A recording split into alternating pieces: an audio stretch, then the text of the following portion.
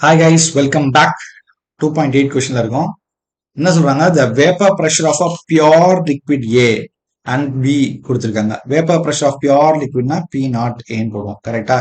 Which is 450 mm of Hg. P not B, pure liquid B வந்து 700 mm of Hg at 350 Kelvin. Find out the composition of the mixture if the total vapor pressure P total எவ்வளோ 600 mm of mercury. Also find the composition of the in the vapor phaseல கேட்குறாங்க. So இந்த P not இருந்தாலே நமக்கு தெரிஞ்சிடும். Dalton's formula P total is equal to P naught A into XA plus PB P naught B into XB. XB எப்படி எழுதலாம்? 1 minus XA ன்னு எழுதலாம். கரெக்டா? ஸோ இதுல P total தெரிஞ்சிருச்சு, P நாட்டே தெரியும், P தெரியும். ஸோ ஒரு ஃப்ராக்ஷன் ஒன்று மட்டும் தெரியலன்றதை சால்வ் பண்ணி கண்டுபிடிச்சிடலாம். கரெக்டா?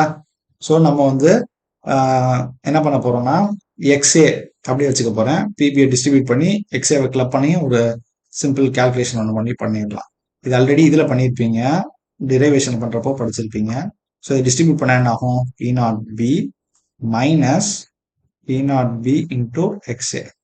இப்போ XA கிளப் பண்றேன்னா என்ன ஆகும்? P naught A minus P naught B into XA அப்படி எடுத்துக்கலாமா? Plus P naught B. இப்போ P டோட்டல் தெரியும் நமக்கு எவ்வளோ? 600. இது வந்து 450 மைனஸ் அது வந்து 700 into XA plus 700.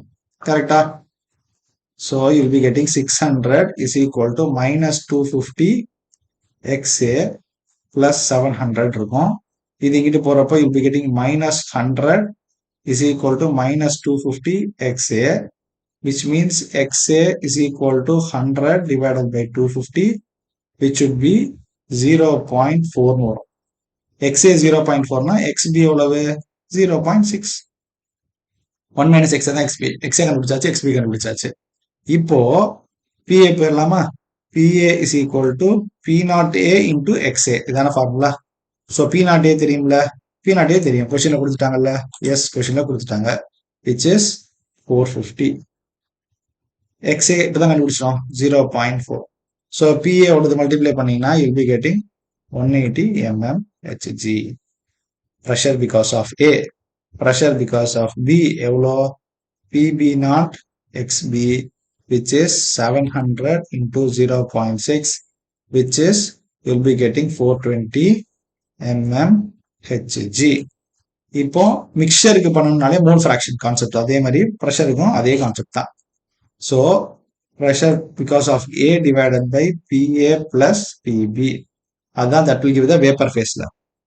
வேப்பர் ஃபேஸோட ப்ரெஷர் கேட்குறாங்களா? வேப்பர் ஃபேஸ்ல. ஸோ PA வேல்யூலோ 180 divided by 180 plus 420, which would be 180 divided by 600 வரும், which would be will be getting 0.30. so இது 0.30 னா அப்போ because இது வந்து vapor pressure of A, அப்போ liquid B க்கு you will be getting 1 minus 0.30, which is 0.70. இதெல்லாம் உங்களுக்கு கேட்டாங்க. கிளியரா?